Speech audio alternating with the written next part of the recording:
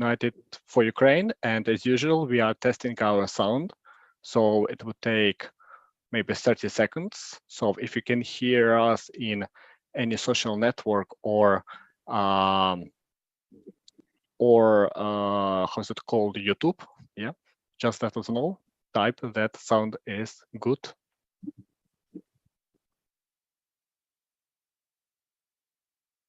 Yeah, I hear myself somewhere. It means everything is working.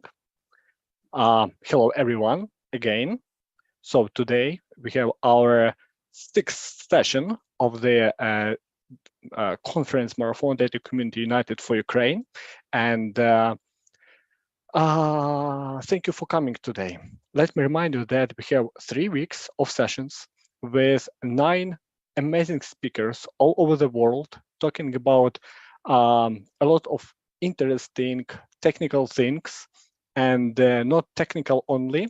During this session, we are, let me show you this one. I forgot to show this, right? We are collecting money for funds for our Ukrainian military.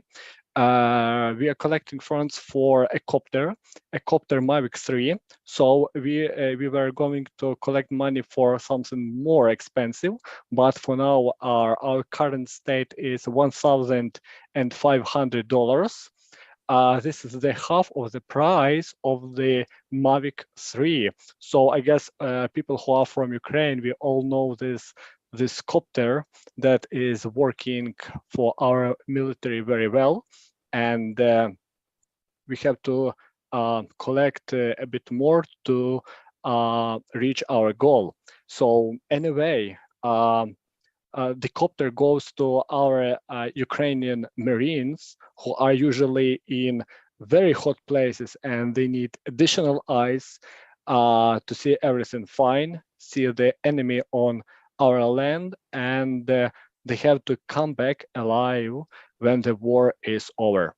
So by the way, you are watching us on different platforms, and the best way to watch us is the YouTube channel, which lets you to push the turn on notification and not to miss our events. So, and today we have one more host, a co-host, Denis Reznik. So I guess you know Denis very well from SQL Saturday and different workshops that were held in Kyiv, Lviv. So he's also an amazing speaker, but today he helps us to have this session. And I hope that in some future streams, we'll have Denis as a speaker. But today, Denis, the session is yours, and you can continue, can present the speaker, and thank you for coming. Thank you, Bogdan, for inviting me and for all this amazing conference. Before it, I would also like to say a few words about the current situation. I call this situation a war, yes. And for me, it's pretty simple. Russia is trying to take new territory, do some occupation. And the problem is that this territory is Ukraine. It's my country, it's our country. And probably you know that last time, we did this all this time, but last weeks we're kicking their asses pretty hard. And we need more, much more. We need more support from our partners, from our support, help, and every kind of help will be appreciated. It doesn't matter if this will be a donation, if this will be supporting people who moved abroad, if this will be some informational support. Everything is helpful, and everything is bringing us closer to pushing back Russia from our land. And also, this makes SQL Saturday Kyiv, next SQL Saturday Kyiv, much closer. Okay, and the goal of this conference and this donation which we are collecting right now is to bring a new drone for our defenders to the front. And right now we are on a good way. to achieve that goal. And I hope after today's session and during all this conference, we will be able to achieve that goal and bring the Ukrainian victory closer. Okay, now it's time to present our speaker, Murilo Miranda. Hello, from Portugal. Hi. Murilo is blogger, speaker, and SQL Server MVP, and also an active member of big Portuguese SQL community. I believe first SQL Saturday held in Lisbon, yes? Yes. Yeah. Out of So US was in Lisbon, yeah. Yeah, the first SQL Saturday in Europe was in Lisbon, organized by Portuguese MVP community, which is amazing. He is a database consultant and PTN and a global data infrastructure and services company. Murilo's passion for working with people coupled with his honesty has helped him establish effective, meaningful relationships with his clients. When he isn't working, he can find enjoying life with his family, watching football and playing PlayStation. And before I go to the session, I need to ask this question, Murilo. What is your favorite game? My favorite game is FIFA, of course. FIFA. Okay. And GTA. Thank GTA you. is fine. And now the time is yours. Let's welcome Thank our you. speaker. Okay, so let me share my screen. Where is this? It's here. Okay. First of all, I'm at this moment I'm in Brazil, the place I was born. I'm Portuguese as well. I live most of my time in Portugal, but I was born in Brazil, and I'm in Brazil now. So from 10,000 kilometers from Ukraine, I hope to give what I can give, which is a session, like a little portion of help on this. And if you who is like watching this session want to help, you have the QR code here to do a donation and give a help on this objective. And about the session, again, my name is Murilo Miranda, and I'm going to talk about Elastic Pools, basically Azure SQL Database Elastic Pools, and a little bit more, not only about Elastic Pools, but something surrounding it. I know Dennis already introduced me, but I'm also a data platform MVP and one of the hosts of Data Secrets podcast, which is a podcast held in Portuguese. It's not in English. So if you want to learn Portuguese, you can just connect there, and I will thank you because the views is going to grow, and this is nice, and give your like as well, which is going to help. If you want to contact me, you can do that via Twitter or Instagram. It's the same handle at Murilo C. Miranda. Okay, so let's proceed with the session, and I'm going to make a quick introduction of Azure SQL Database before diving into Elastic Pools and etc., which is the base of is the main pillar of all of this. And Microsoft classifies Azure SQL Database as the developer's intelligent cloud database service. And this is a funny definition because I'm not a developer. I used to be a DBA, now I'm an architect. And sometimes I do some operational work as well. And for me, as a operational guy, like to have an intelligent database that is basically ignoring that a DBA exists because they talk about developers is not a nice stuff. I remember on the beginning when Azure appeared and SQL database came, lots of DBAs started to talk, okay, maybe you're going to lose our jobs. And basically, this is not like that in general. DBA's jobs and operational people jobs are just going to changing. Basically, this is a process that is not new. We have SQL database, we have cloud for some years now.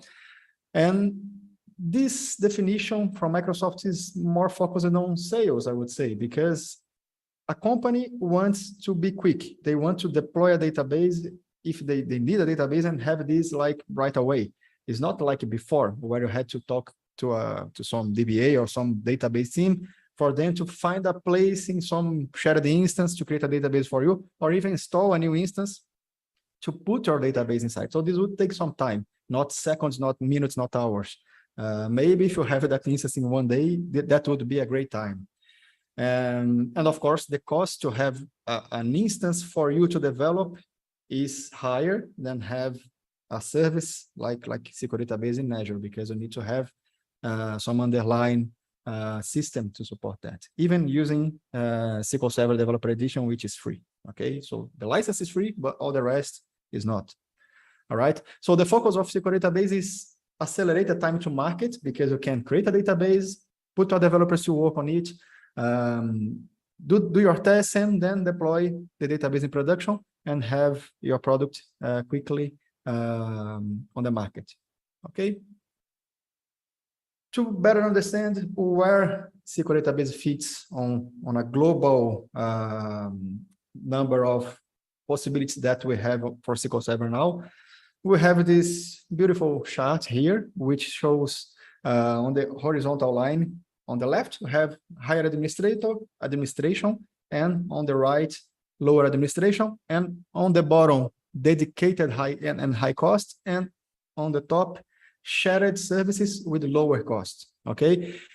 When we are talking about physical servers with SQL Server installed, we are on the bottom line here, because we have higher administration, because we have, in fact, a physical SQL server running on a physical server on your data center, where you need to pay administrator for operating system, for SQL Server, a data center admin, and all the costs of a physical data center, which is not cheap. But you have the good side here, which is you have a dedicated server for you. You can do what you want there. Okay, so you don't need to ask someone, or you don't depend of anyone else to keep your service running. So it's all yours basically, but you need to pay the price. Like few years back, or not few years, like some years back, like maybe 8 or 10 years back, we saw like a wave of projects to virtualize SQL Server servers, basically.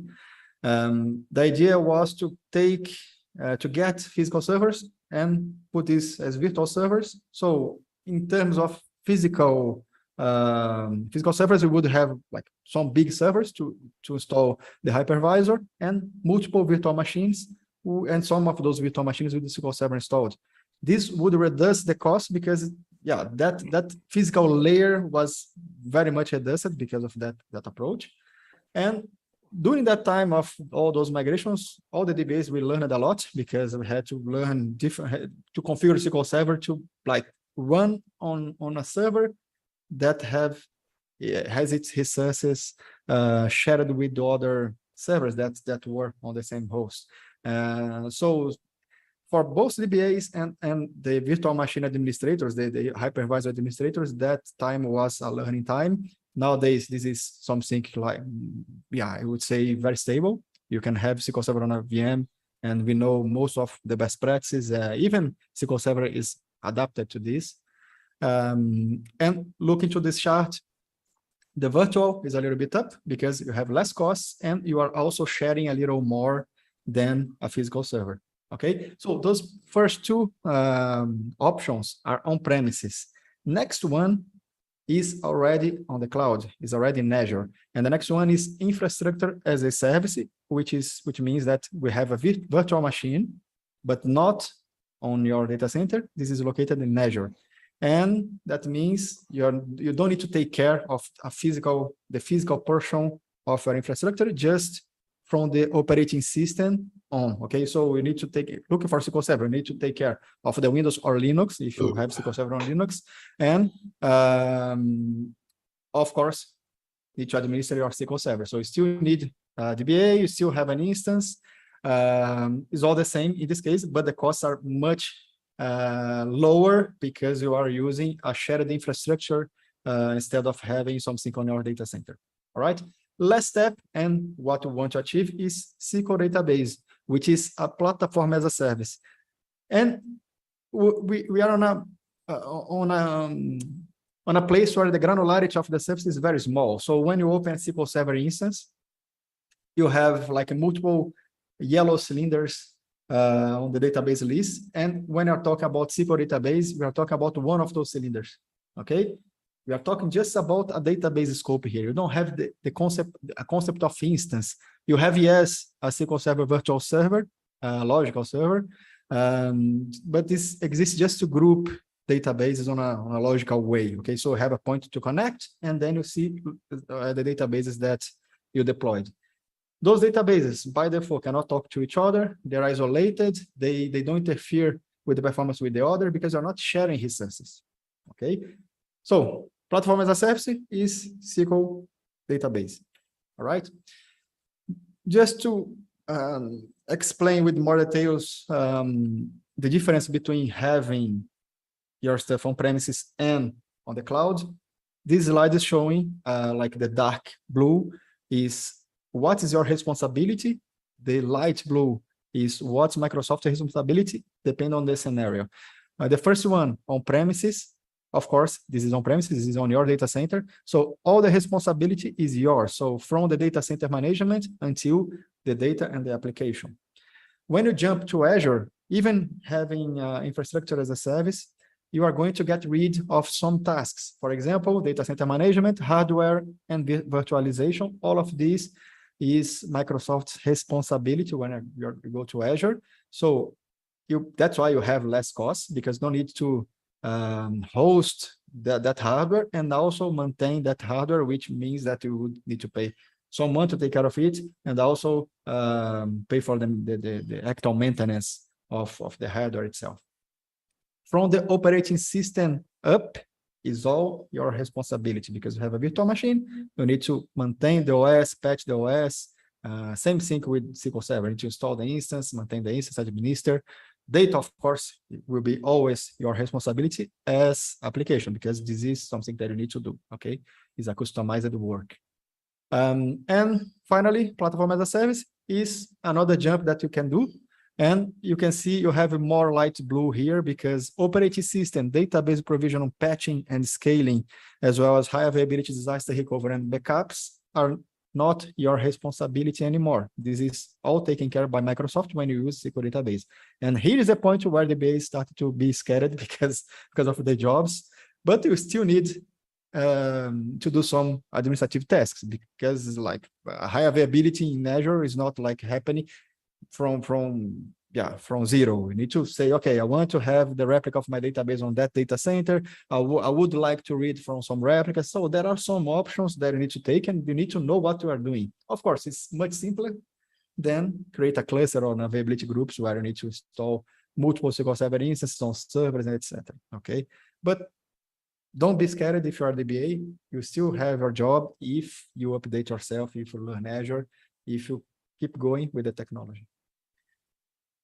Okay, so let's talk just about SQL database now, stopping with concepts.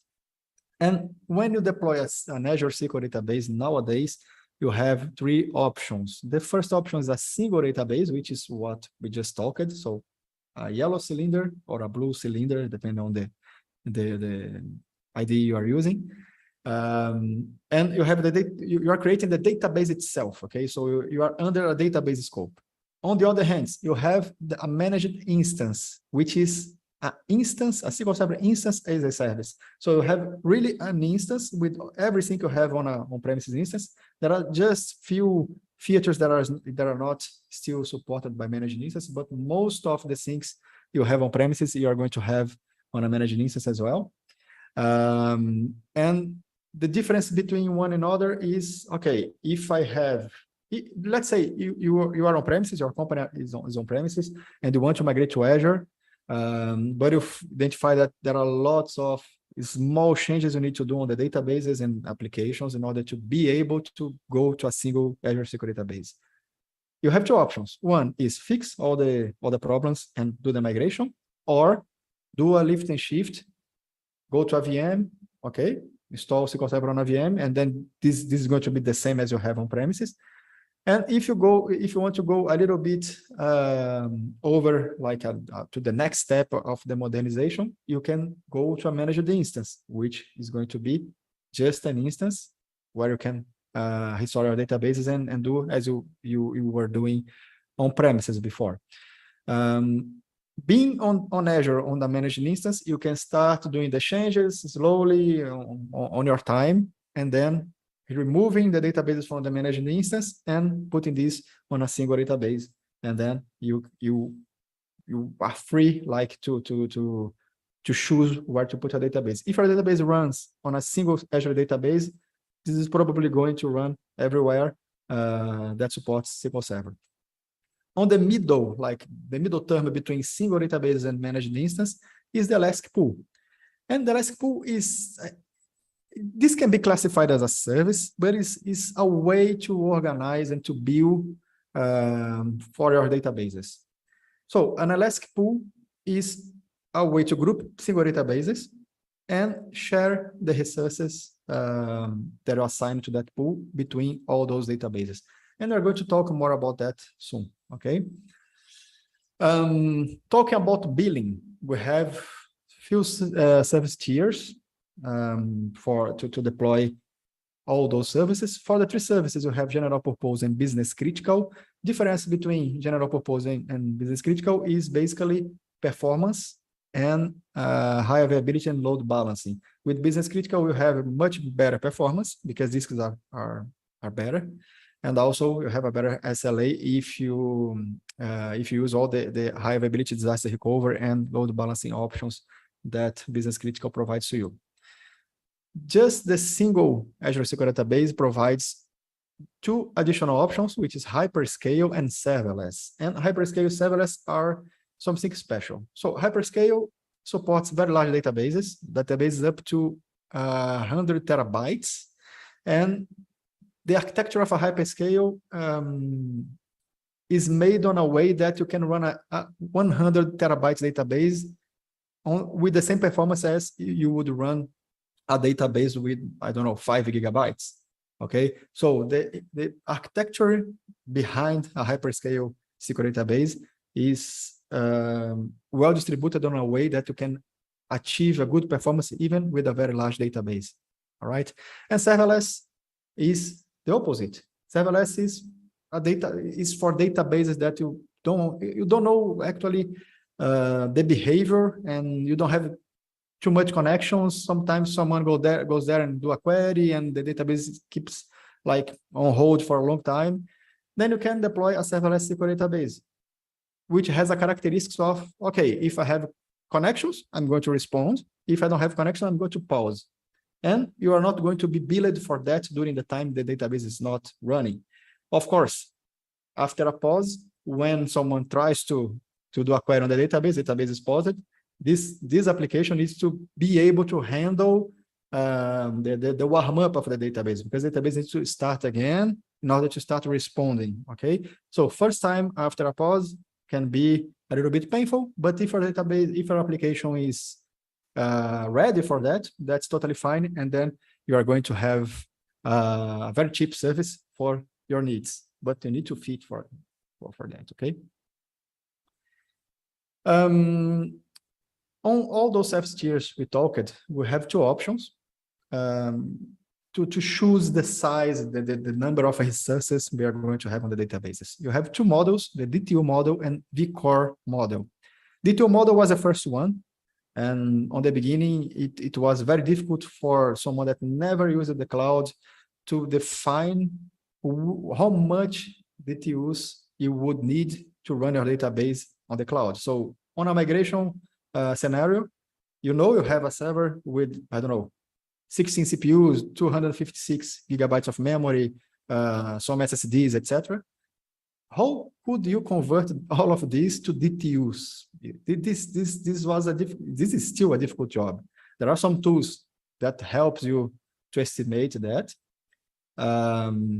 but yeah, it's not that simple to change the paradigm of your DBA mind to take a database from a physical server or a virtual server where I have CPUs, etc., to a DTU model. DTU models the DTU model is something, I think this is nice. Also have a baseline, because you started getting familiar. Okay, 100 DTUs. Okay, this can work for that database. For that other one, I need more. Because it's a linear number. So this starts from 5 and go up to, I think, 4,000 DTUs, okay? So you have a better comparison number when you see like a single number, then like, okay, I have 4 CPUs and X of memory, etc. But even if you don't get comfortable with the two models, you have, like for some time already, the vCore model, which is basically what we are used to. So vCore model allows you to choose how many cores you are going to have on your SQL database, and attach it to this number of cores and the family of those cores. You are going to have some memory and TempDB space. And depending on the tier you have, you're going to have different level of disk performance as well. We are going to check this in more detail soon. Okay. As I said, DTU model is like a number. It's just a number, but behind this number, you have an equation that takes like into account the compute power, memory, writes and reads that are going to be available to you. Nobody knows what's the formula they use, but behind that, you have like a group of all those properties. Okay, so for the DTU model, I'm going to talk quickly about that. If you want to know the price, this is all public on Microsoft documentation. But basically, this is to show from where to where we can get using DTU. Okay, so as I said, you can have from 5 DTUs until 4,000 DTUs. 4,000 DTUs is just available on premium tier. In terms of storage, from 2 gigabytes until 4 terabytes. IOPS from 1 to 4 IOPS per DTU. This is in the basic and standard tiers, but in the premium can have more than 25 IOPS per DTU, which explains why the premium tier is more expensive. And also TempDB space is different between all the tiers, and retention is higher on standard and premium. All right. For vCore models, you choose, as I said, the number of vCores you want to have, and you have a little bit more complex model because you need to choose the tier. You can see on the top, you have general purpose, business critical, and hyperscale. Then inside of each tier, you have compute tiers. So the family of compute. So this is FSV2 and Gen 5. On the business critical and hyperscale, you don't have FSV2, you just have the C and Gen 5, but you need to choose which family you want to have. Inside of this family, you can choose between 2 and 80 CPUs, or vCores in this case, and proportionally, as Azure is going to give you memory and TempDB space, all right? For performance, disk performance, general purpose gives you around 2 milliseconds. You see that we are not talking about IOPS here, we are talking about latency. So hidden write latency will be around 2 milliseconds for general purpose, and for business critical, less than 0.5 milliseconds. Hyperscale is a special case, as I said. Hyperscale, the architecture of hyperscale like splits the computing part from the storage part. And as you have a very large database, you are going to have the local SSD and a remote page server where the hot pages are going to be allocated. So the most used ones will be closer to the server, will be faster to fetch.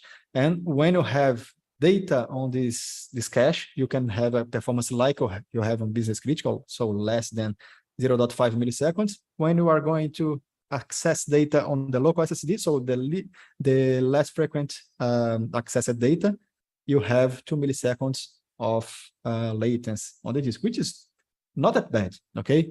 Even more when I'm talking about database that can reach up to 100 terabytes, which is a lot. If you are DBA, you know the nightmare to administer a database like that. All right, so we talked about SQL database, the available tiers, options to deploy, etc. Of course, there are lots of details that I didn't talk. We don't have time for that. And now we can start talking about Elastic pools.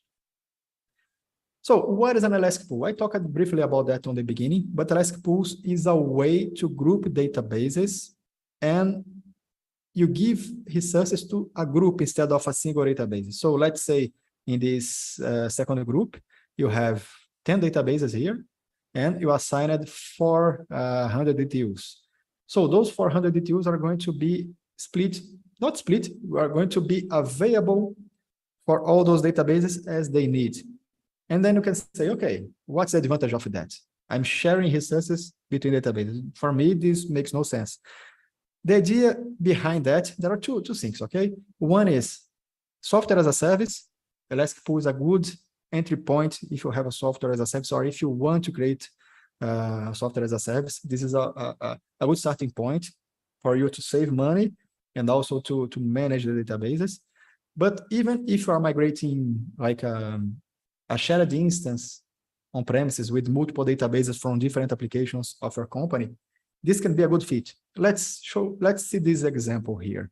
We got the DTU utilization of a single database during a period of time. And you can see most of the time, this database is not even being used. Like the DTU utilization is 0. And around this time, you have the peak usage, which is around 90 DTUs. And then you have more like smaller peaks with 50 DTUs. But most of the time, this database is not using all the DTU power that was assigned to it. This database has like the top is 100 DTUs, and you need to provision 100 DTUs to be able to respond properly during the peak time. But to just have this peak time during like 5 minutes, it's like you are paying for 100 DTUs and you just use it for 5 minutes during a 24 hours period. So you can agree that you are like sending money to the trash, basically, because you are paying for something that are not using. So let's say you have multiple databases and you try to compare the peak usage of all those databases. You start to see some pattern here. You see, okay, I can fit these 4 databases together because the peak time of all those databases are not the same time. And I have like some smaller peaks together, but they're small. Okay, that's fine. So let's add more. So I added all the 20 databases from the instance and summed the required DTUs per database, and this black line is the result of that. Having this, we can understand that, at most, we are going to use 100 DTUs when all the databases are together, and this starts to make sense. Okay, if I have an Elastic pool with 120 DTUs provisioned and 20 databases inside of it, I'm going to have the same performance because I'm able to fit that into my workload, even with 20 databases. So you are going to pay 120 DTUs instead of paying 20 times the number of DTUs each database needs. All right. So this would be a more smart way to do that. You are going to save money of your company and they can give you a raise in the end of the year. Huh? It's a good idea. So for who didn't understand yet, you have this beautiful animation here that shows single Azure SQL databases where the black lines are the limit, the performance limit of each one, and the blue that is going up and down is the current utilization of each database. You can see the limits of each one is fine. Nobody is reaching the limit. All the databases are behaving as expected. But you are on a dynamic world. That means that if someone decides to do a promo, like a sales or I don't know, Black Friday, whatever, you can have trouble like this guy had. Okay, so you have by the way, those names here are not the database names, are the service tiers. S1 is standard 0, standard 1, standard 3, and standard 2 and standard 3. Okay, so the bigger is the number, the more DTUs you have in this case. And this first one is an S0, but as we started to have much more load than usual, the database stopped responding on time. So at this moment, of course, you are on the cloud, you can scale up at any time, etc., but it's not a good idea to, like, for your customer to try to access your website or your application and receive a timeout error, for example. This is, this hurts our image. So would be a good idea to have something more dynamic, even with monitoring. You can act quick, but the problem will be there anyway. Okay, you are resolving a problem and not being proactive. So a way to resolve that with the Elastic pools, if we had the Elastic pools, would be, okay, I will have a pool with 100 DTUs, and databases are going to go up and down, up and down, up and down. And if you had a peak, abnormal peak on one of those databases, we would still have room to grow without having problems. Of course, you can still have major peaks, more than what you have on your pool. You can monitor, but you can also automate the growth of your pool to respond to the needs you have. All right. The Elastic database pool also has its own like billing model. Okay, you have a DTU model. In this case, we are talking about eDTUs, so Elastic DTUs, and there are some small nuances here, which is related to the number of databases you can have on each pool, and also how we are going to split the resources you provided to the pool, to the entire pool, between those databases. For example, on the basic tier, you can have up to 500 databases on a pool, and each database can use up to 5 eDTUs. So you cannot use more than 5 eDTUs like you have on the basic tier.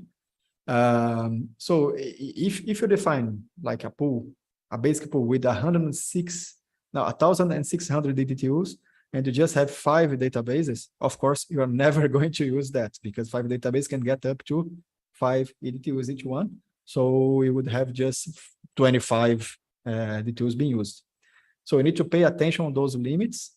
When you jump to standard and premium, this changes a little bit, even more on the premium, where you can have just like you can have 5 or 100 databases in the pool, and the limits are much higher. You can have like the maximum of that premium pool is 4,000 DTUs, and the limit for each database is 400 as well. So basically, you can have one database in the premium pool, and this database can take all the resources alone. Same stuff with the disk space. You can get up to 4 terabytes, which is the maximum of the pool. You can also define the resources of a pool using the cores, okay, like you had on a single database. The difference here is that you don't have a limit per database. Basically, all the database can get as much as they need, and is your responsibility to set limits, the limits of cores and storage that each database can use inside of the pool. Okay.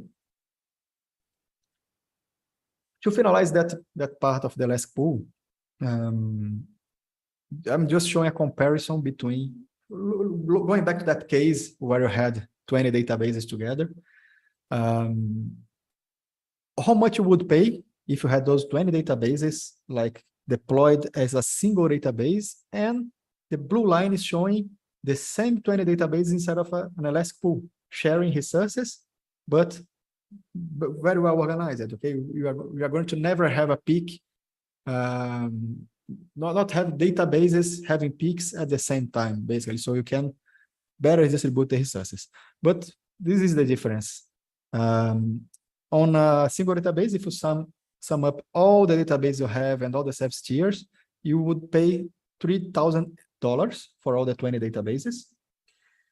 And on the other hand, for the Elastic pool, you would pay $225. So much less than you would pay for single databases. So you really save money, and you can keep the same performance.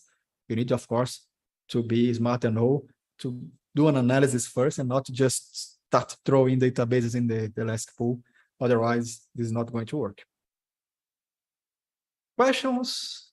If not, I'm going to the next part. Okay, so we talked about SQL database, the options to deploy SQL databases, the tiers we have. Then we jump into an Elastic pool showing how to share resources between the single databases, having a single point with all the resources, and those databases are going to fight for those resources. But if you're smart, they're never going to fight. We don't want to fight. Huh?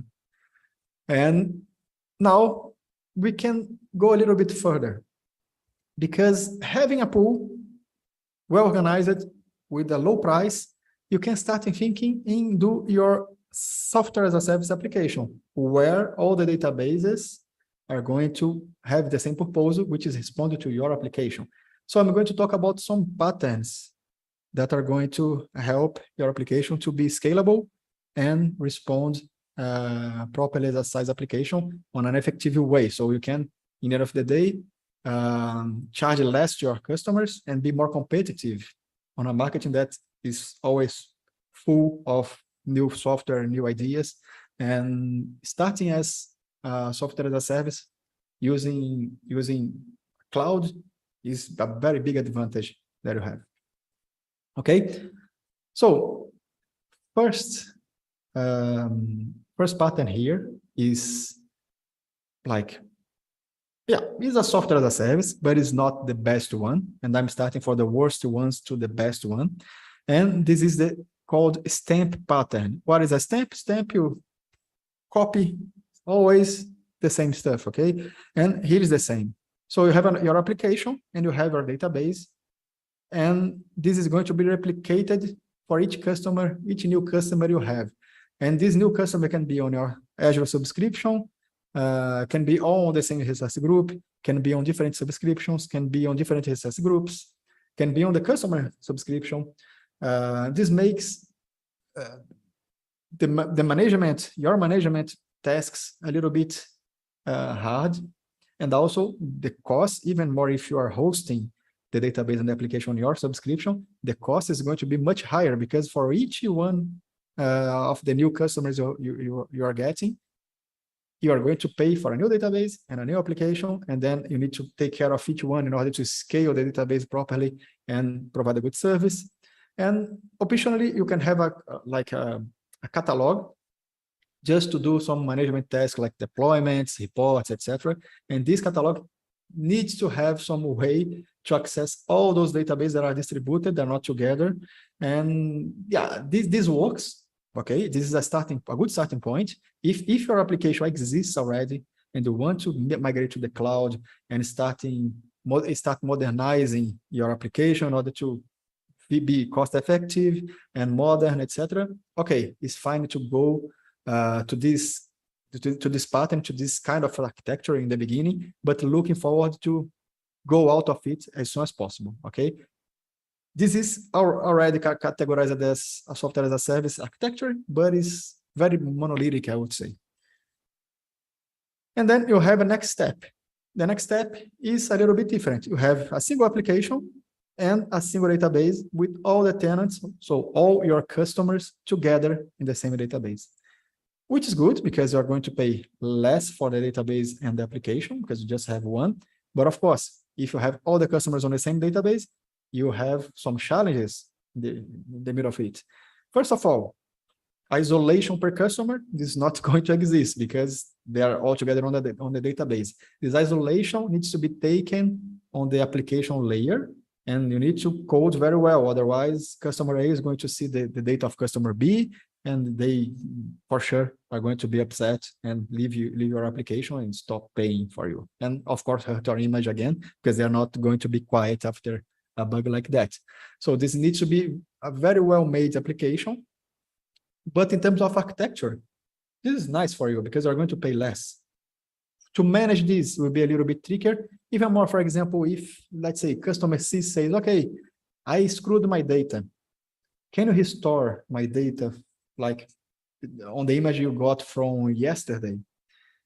You can say, okay, I can. But for people who works with SQL Server, you can restore like the entire database only. You cannot get pieces of data and restore just like the data of customer C. So for that purpose, you would need to create a process to migrate data, etc., etc. It's not easy. It's not easy. Okay. The third option we have is already something that looks more as a sharding, looking more as a modern architecture, and this is the multi-tenant application with a single tenant database. So this means that you have a single application where all the customers are connecting to, but the data is spread on multiple databases. But those databases are not like single Azure single databases spread around your subscription. Those are SQL databases on an Elastic pool managed by a catalog. And this catalog is the responsible to match your customer with its own database. The advantage of this one is, okay, I have a good isolation. Each customer is using its own database. And they would be happy if they know what's happening behind the scenes. Nobody knows, but this is a good thing for the customers. You don't have a very high cost because you're using Elastic Pool, and is a good architecture if you need customization on your application. So if you provide customization I would say, okay, customer needs 2 more fields on some form that you provide in the application. This would be easier to be added on separate databases than having customers together on a single database. Okay. So a good option already. And the last option is mixing the previous one. So this one where you have a single application with single database per customer on an Elastic pool and databases with multiple customers. And why this is good? Because you can scale better, you can pay less, because you can decide how many customers are going to be and which customers are going to share the same database. If a customer starts growing, you can take this customer out of that database that is shared with others and create a single database just for that guy. So have more flexibility here, and having flexibility means pay less, because in this case, because you can always start from the small, and you start growing as you need. And if your customer grows, probably you are also going to charge more for the customer, right?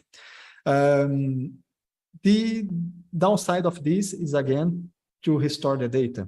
If the customer is on a database that is shared with other customers, again, you need to have a proper defined process to restore data instead of a backup file.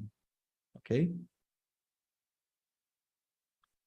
All right. So comparing the 3 last ones, which are actually the first one and the 2 last ones, I put some head marks here to show the most important ones. But basically, stamp pattern, cost per tenant. So the cost you are going to have per new tenant you add to your application is very high on stamp pattern, because you're going to need to deploy another SQL database without Elastic pools. On the other hand, on the sharded database per tenant, which is an Elastic pool with multiple databases, 1 database per customer, this is starting to be a lower cost because you're using pools. Same thing happens with the sharded multi-tenant database, but you pay even more because you are not deploying 1 database per customer. You are mixing customers on the same database. So you should have less databases than the previous option. In terms of isolation, same pattern is very high. Of course, the single database per tenant on a pool is also high. And when you're mixing customers, the isolation is low. To restore data, it's easy for stamp pattern and sharded database per tenant, which is basically having 1 database per customer. And on the other hand, it's very hard when you are mixing customers on the same database. And the last one, the per tenant customization, is easy on the 2 first ones, and the last one is complex or even impossible when you are hosting a database with multiple customers, because if you change something for 1 customer, all the other customers are going to be affected as well. Okay. To finalize that section, let's talk about some sharding concepts, because we were talking about sharding when I showed all those patterns. And there are some important concepts to understand how it works. First one is sharding key. Sharding key is basically how you identify a tenant. You can see here on the image, you have that orange color, white and blue.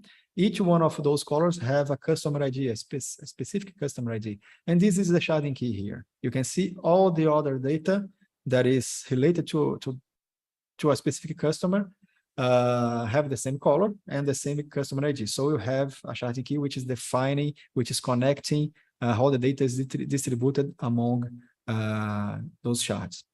Then you have shardlets, which is identifying records with the same key. Again, the same stuff here. You have orange on this table and orange here. This is a shardlet because you're talking about customer with the same key. Then you have a reference table, which is this one. This gray table is a reference table, and a reference table is a table that is shared among all the shards. It's really a reference table. So in this case, it's a city table. You don't need to have one city table per customer because it's the same information. So let's save space and have just one, and everyone can access that. So you can see even this reference table has no customer ID field here because you're not sharding this table. And then you have a sharded table, which is the inverse of a reference table. A sharding table is a table that is partitioned using the sharding key. So this one, the order table, is a sharded table. And finally, you have a sharding set, which is a collection of shards of the same data, which share the same data model. So basically, it's a schema that is sharded. This is a shard set. Okay. Finalizing that part of the patterns, we can see how Azure can help us to achieve that, because you can imagine if you had to create all those mechanisms to have a catalog and point it to the right databases, split, merge, etc. Like if you had to create the program to do that, this would be a pain for you. And if it is a common problem, Microsoft looks for a way to make it easier for us. So again, what is the definition of an elastic database tool and services which are providing those functionalities? The idea here is to simplify the creation and operation of software as a service solutions in Azure. And what are those tools and APIs in the end of the day? First one, shard map management. Then you have data-dependent routing, multi-sharding key, multi-shard query, sharding set executor, split and merge, and shard elasticity. But wait, I'm not going back ahead without you knowing what is each one of those. We're going to talk about each one in particular. So first one, this one is the shard map management, also known as SMM. And this is the service, or in this case is an API that helps us mapping a customer to which database. It doesn't matter if you have multiple customers per database or a single database per customer. The shard map manager is going to keep the information and answer to your application. Okay, that customer is on the database 2 or database 3, and then you go to the right database and get your data. And we have an example of that. So let's say a customer went to your website and signs up as a new customer. So what happens? We are going to provision, this is going to happen automatically, of course. The cloud service is going to provision a new database for that customer. In this case, you have one customer per database. And this new database is going to be registered in the catalog, that database. So once the customer starts operating, they are going to connect to the database, do the login. On the first login, we are going to access the catalog and get a pointer to the database this customer is located. From that point on, everything is going to be directly called on that customer database. So you don't need to go to the catalog every time you need to do a query. Just the first time you get the pointer, from now on, this is cached. I can go straight to the database where my data is located. But you can have databases with multiple customers as well. And that's why you have a data-dependent routing, which is going to do more or less the same. This is going to get the pointer from the shard map manager, from where your data, the data of a specific customer is located. And then in that database with the multiple customers, you can select the right data from a single customer without like getting data from other customers. Okay, so you have boundaries here, and this is smart and the API is done for you. You don't need to create that mechanism. Okay, that data dependent routing API is free for you to use and take advantage of it without having to care about how it's going to be done. So you just need to like create your application, and this is it. Next one is multi-shard query. And this is, I would say this is more for the software company itself. Cannot be, but it's more for that.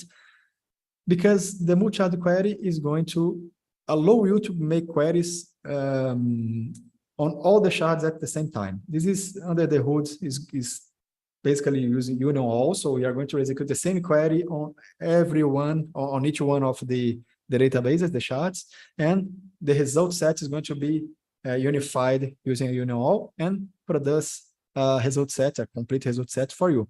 This is a very good option when you want to make reports, for example, or administrative tasks for some reason. And talk about administrative tasks, we have another API, which is the shard set executor, SSC.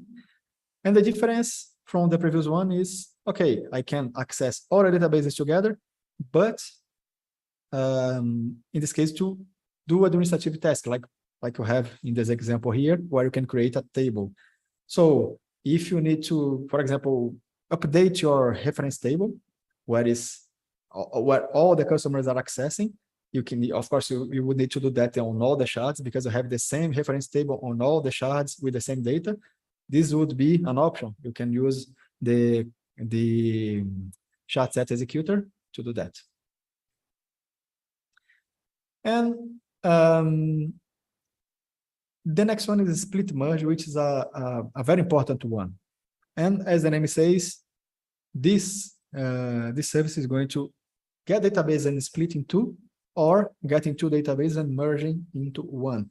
And this is very important when you are a software as a service using sharding, because you can have customers that are growing and need to be taking out of a shared database to a single one, or to share a database with other big customer in order to fit well.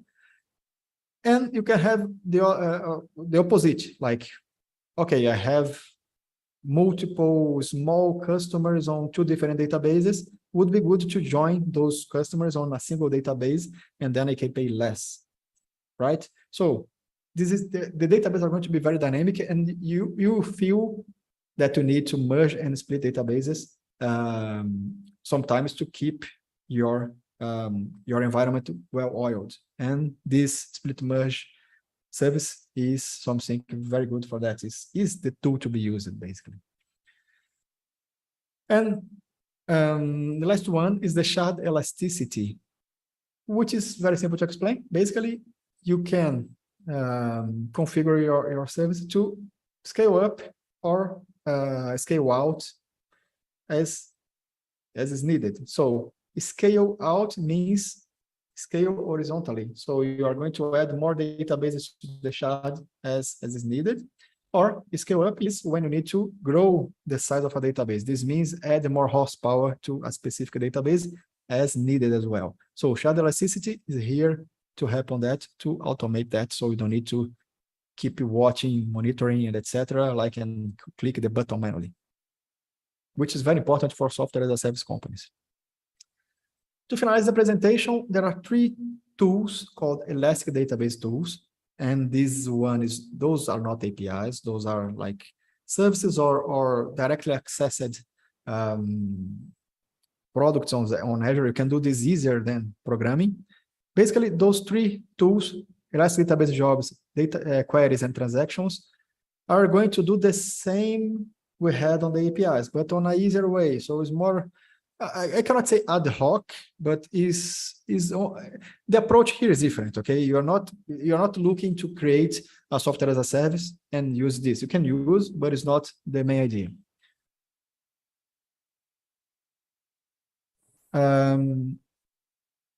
Okay, I saw a message here saying that now the participants can see my screen, so I don't know if I was sharing. But anyway, so Elastic Database Jobs, this is filling a gap. All okay so far? Okay, good. When you migrate to Azure from on-premises to a single SQL database, you will notice that you don't have SQL Server agents. And Elastic Database Jobs is more or less doing the same as a SQL Server agent. These Elastic Database Jobs can give you the power of create T-SQL jobs and schedule it to be executed, or you can run the zones, etc. The good point here is even having isolated databases, not in a pool, you can run the same job across all the databases. And this is good for maintenance tasks or to get reports or other kind of job. This is an option when you have jobs to be migrated, T-SQL jobs, of course, and need to migrate this to Azure. So Elastic Database Jobs is the option to go. Next one is Elastic Database Transactions. And this is nothing more than a transaction, but this is a cross-database transaction. Let's say you need to create a table or need to update some data on all the databases at the same time. An Elastic Database Transaction is going to make sure that all the databases are going to be affected or none of the databases are going to be affected. Okay, so you go or no go. If one fails, everything fails. If everything goes well, you commit the change, everything is done. So it's a database-wide transaction service. And the last, to finalize the session, is Elastic Database Queries, which is very similar to what we saw on the APIs. It's a way to query all the databases, all the SQL databases in a single service. So you have isolated databases, you can do some reports. Let's say you have in the image here, Excel, Tableau, Power BI, etc. You can use those tools, and there are ways to connect and get queries, get reports using Elastic Database Query. And this is not, as the text say, you don't need to do this only with SQL, Transact SQL. You can use that .NET Link, Entity Framework, and other possibilities in order to achieve that. So again, looking for a software as a service, this is a good idea for you to create dashboards, for example, about your customers. There are multiple options when we have this scenario. And again, when you're migrating from on-premises to the cloud, this can be another option to overpass some limitations that a single SQL database can present for you, even more when you are migrating multiple databases from a single instance. And that's it. I hope this information was useful. I think I took like 1 hour. Yeah, it was a good timing, I think. And 66 minutes. That's fine. And again, thank you. And you have the QR code here to donate for UA Marines. Take a print screen, give it to your grandmother. She will be happy to donate as well. You can stick this on the walls. People are going to get curious and scan and donate. So help on that cause. And thank you again to everyone. Andre, Dennis, Bogdan, Dayan. Thank you to be here and to support that cause. Okay, thank you very much, Murilo. Yeah, thank you. So it was a very interesting session, and maybe I ask the question. So I guess you covered some like basics of that during the session. I was managing the streams, so I could miss that, but I'm not sure how deeply we cover the points, how to find the right like the correct pool size. The correct pool size. So like I showed at the beginning, on Azure you have some monitoring options where you can see how much each database is consuming in terms of DTU or whatever. If you're using vCPU model, you can also get some monitoring there and understand how much each database is taking. So you can use your best friend, which is Excel. Excel can help you to join all the statistics by time and try to match the DTUs per time. I can show this again. It's easier to show than speak. So let me share my screen again. Okay. Okay, Right, we so can see it. Yeah, this we is can in the see it. beginning. Let me go to the right slide. Okay, so this is like the statistic, the chart showing the consumption of a single database. All right. So if you get more databases and join to the same chart, you can see the behavior of each one and where the peak of each database is happening. So let's add more, like in this chart, you have 20 databases, the peak of each one, and how much DTUs those databases are consuming. And you can sum the DTUs of each one of the databases. This black line is the sum of DTUs of each one of those 20 databases along that time. And you can see the most you can have here is 100 DTUs, which is around this time here. And basically, this is the most you are going to need. So if you create a pool with more than 100 DTUs or 100 or 120, this is going to be a no for you to support all those databases and save money. Because as I showed on the last slide here on this section, let me show you. Okay, oops. This orange line is the price you're going to pay if you pay per database, because you need to over provision each one of the databases to support the load during the day. And this is the amount of money you would pay for a pool holding the same databases. So the difference here is $3,000 versus $225 to do the same, but you are using Elastic pools on a smart way. And this information about the DTU consumption is available on Azure. Azure provides this information for you. If you monitor, you can get this easily. And the rest you need to do on Excel. Yeah, so the disadvantage to being a host is that sometimes you cannot catch all things during the session. So you have to recall some things. We all know that. Yeah, thank you. I see Ricardo and Catalin coming. So Yeah, thank you for being with us today as well. Yeah, so I received a message from Denise that he has some urgent technical things, so he had to switch to another meeting.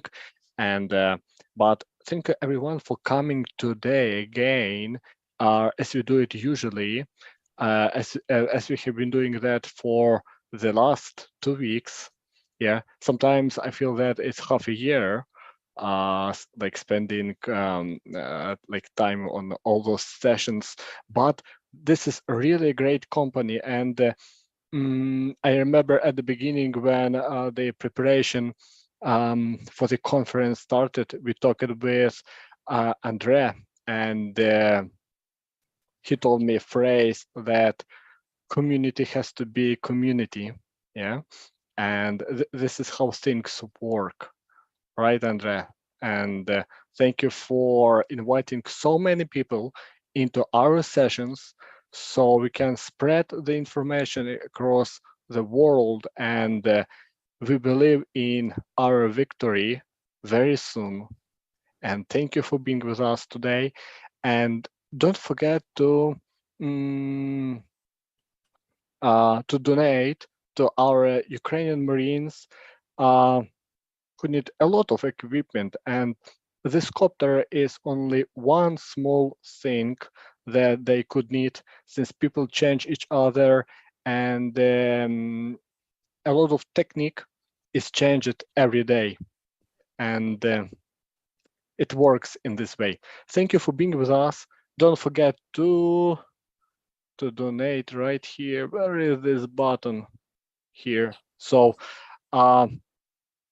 thank you for being with us. And if you want to say something, you can unmute yourself. Andrea, no words today? We cannot hear you. You are mute. Yeah. No, André is shy today. He's shy. I wasn't Oh, expecting Denise is back. I was expecting someone else to speak today, but I really want to thank again Bohdan. Thank you very much, and Dennis as well for being here. All of the other speakers that have been here for all of these days again. And yes, community is community. We are here to help, and we will continue to help for as long as it's needed. And please contribute. This is our European solidarity, and even global solidarity will have next week, besides Murilo, who is physically in Brazil, so he ran away from Portugal, where we have some pools that actually have water. Well, you have them in Brazil as well. But next week, we'll actually have some other speakers, including Leila will join us from New Zealand, so literally on the other side of the world.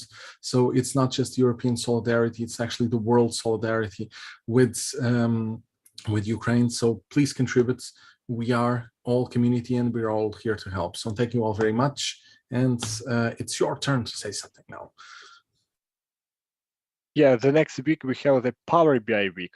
All 3 sessions are related to Power BI, and we have really great topics. We have Melissa Coates on Monday. We have Chris Webb. I'm sorry, Melissa Coates is on Tuesday. Chris Webb is on Wednesday, and Leila is on Thursday.